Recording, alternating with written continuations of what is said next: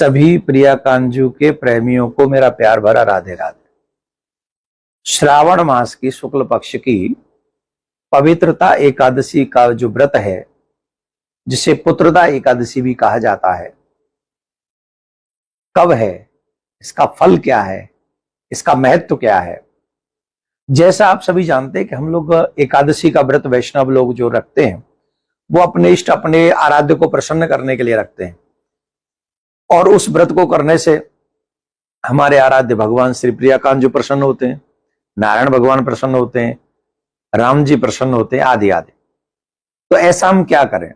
एक बात याद रखिए, जो तपस्या का फल है, जो यज्ञ का फल है, जो बड़े बड़े यज्ञों का फल है, वो वैष्णवों को एकादशी के व्रत के फल से ही प्राप्त हो जाता है, एकादशी के व्रत से प्राप्त होता है। तो इसलिए प्रत्येक वैष्णव को मन से एकादशी का व्रत करना चाहिए। ये जो एकादशी का व्रत है, पुत्रदा एकादशी व्रत, ये व्रत जो है 27 तारीख को हम लोग करेंगे।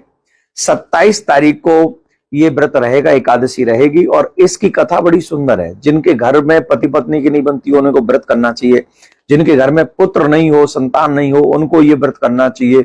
एक राजा थे, उनकी कोई संतान नहीं थी, वो बड़े उदास रहा करते थे। तो एक दिन सत्संग हो गया संतों के साथ में। तो जब संतों के साथ में उनका सत्संग हुआ तो संतों ने उनको पुत्रदा एकादशी व्रत करने के लिए कहा, और तब उन्होंने वो व्रत किया, और जिसके कारण उनके घर में संतान हुई। तो हम सभी को भी प्रिया कांजू को मनाने के लिए, प्रसन्न करने के लिए हमें ये व्रत करना ही चाहिए। और व्रत की क्रियाएं क्या है? वही सुबह सूर्य उदय से पहले उठें, स्नान करें, संकल्प लें, भगवान की पूजा करें, नाम गोत्र के साथ ये व्रत का संकल्प लें कि हम व्रत करेंगे। उसके बाद भगवान की पूजा करें। इस दिन दान पुण्य का भी बड़ा महत्व होता है। किसी ब्राह्मण को ये फलाहार कराएं, किसी जरूरतमंद को कुछ फल दें। एकादशी के दिन अन्न का दान नहीं करना चाहिए, इस बात को विशेषतः नोट कर लें। एकादशी को अन्न दान भूल से भी नहीं करना चाहिए। फल दान कर सकते हैं, वस्त्र दान कर सकते हैं, द्रव्य दान कर सकते हैं, गौ माता को भी हम चारा खिला सकते हैं, अन्न उनको भी नहीं खिलाएं। इन सब बातों का विशेष तौर पर ध्यान आप लोग सभी रखें, और दान पुण्य करके फिर रात्रि में संभव हो सके तो जागरण करें। अगर वो संभव ना हो तो भगवान का नाम भजन ज्यादा करें, सत्य बोले, ब्रह्मचर्य का पालन करें, किसी को दुख न दें, झूठ न बोलें, क्रोध न करें, आदि आदि। इन नियमों का पालन करने से आपको एकादशी का बहुत बड़ा फल प्राप्त हो। हमसे ये प्रश्न करते हैं, हमारी एकादशी बाद में क्यों आती है? कुछ लोग पहले एकादशी रहते हैं। जिस एकादशी को हम लोग नहीं रहते, ध्यान से सुनना, आज वही एकादशी है जो हम नहीं रहते, आज है।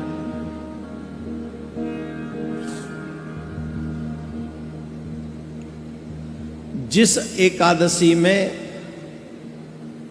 दसवीं स्पर्श करे,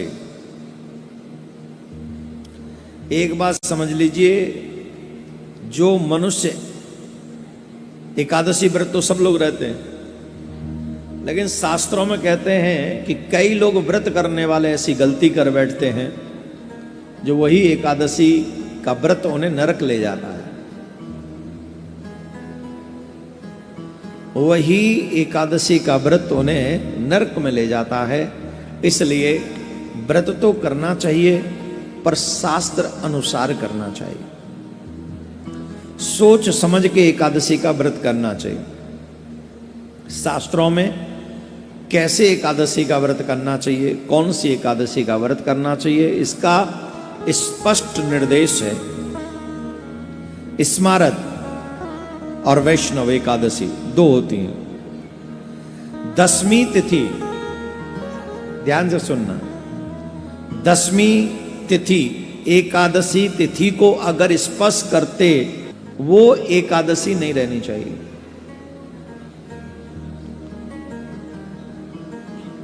आपने देखा होगा, मोस्टली कई बार ऐसा होता है कि दसवीं में एकादशी प्रारंभ होती, स्पर्श हो जाता दोनों का। तो वो एकादशी जिसमें दसवीं तिथि का स्पर्श हो, वो एकादशी का व्रत निषिद्ध है।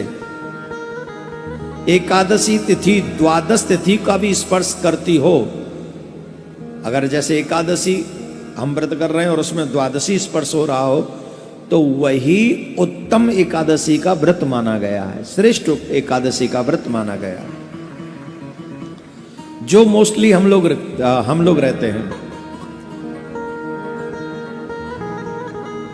भविष्य पुराण में कहा गया है कि सूर्योदय के पहले 4 दंड काल यानी 1 घंटा 36 मिनट यदि दशमी नाम मात्र भी रहती है तो भी वह एकादशी उपवास करने के योग्य नहीं है। स्कंद पुराण में है, उमा महेश्वर संवाद में ऐसा वर्णन आता है, जो दशमी युक्त एकादशी करता है वो निश्चय ही नरक जाने की इच्छा करता है। ये हम नहीं कह रहे हैं, बाबा भोलेनाथ मां पार्वती को उमा जी से महेश्वर कहते हैं। जो दशमी से स्पर्शित एकादशी है, जो मनुष्य उस व्रत को करता है, वह नरक जाने की इच्छा रखता है। ब्रह्म पुराण में आता है कि धृतराष्ट्र के 100 पुत्रों का नाश हो गया। उसके पीछे एक रीजन ये भी था, उसकी जो पहली पत्नी थी उसके साथ धृतराष्ट्र ने दशमी स्पर्श वाली एकादशी का व्रत किया था, जिसके कारण उसके वंश का नाश हुआ। ऐसा हम नहीं कहते हैं, ये ब्रह्म पुराण में आता है। इसलिए हम लोगों को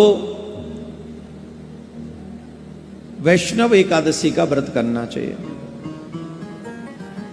जो चाहे उसमें द्वादशी स्पर्श हो जाए, इवन त्रयोदशी भी कहीं स्पर्श होती हो, द्वादशी बहुत कम समय के लिए द्वादशी रही हो, और त्रयोदशी भी, वो तो श्रेष्ठतम श्रेष्ठ एकादशी का व्रत माना गया है।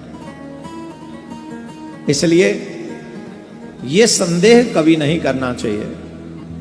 और जो शास्त्र 3 पुराणों का वर्णन किया मैंने आपके आगे इसमें, इसलिए आप हमेशा